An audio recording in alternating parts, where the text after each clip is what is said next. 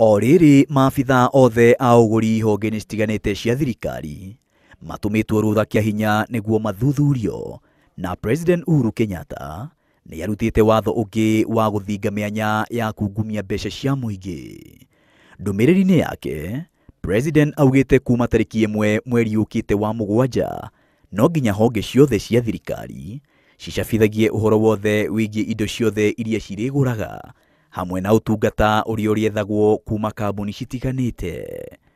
Ũhoro ũrĩa ũrĩcabithagio nĩ hamwe na indo na ũtungata ũrĩa honge icio cirĩkoragwo cigĩbatara, thogora wa indo na ũtungata ũcio, kambuni iria cirĩheagwo wĩra ũcio, arĩ hamwe na ũhoro wothe ũrĩa ũkoniĩ ene kambuni icio, na rĩrĩa kambuni icio cirĩhingagia maũndũ marĩa cibatairie kũhingia.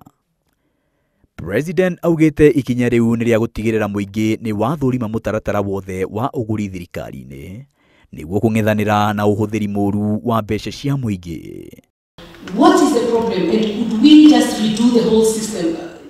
Macio magĩthiaga na mbere, mũtongoria wa thitango cia mũingĩ bũrũri-inĩ Nurdin Haji nĩ orotete bengi imwe bũrũri-inĩ, akiuga cikoretwo cikĩnyitanĩra na ekwĩrwo a ungumania kũiya mbeca cia mũingĩ.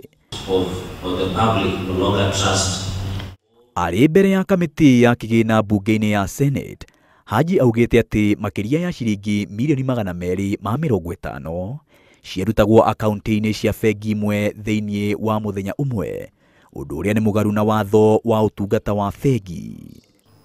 In the NYS saga, we saw instances of monies to the tune of 100 million being withdrawn within 2 days.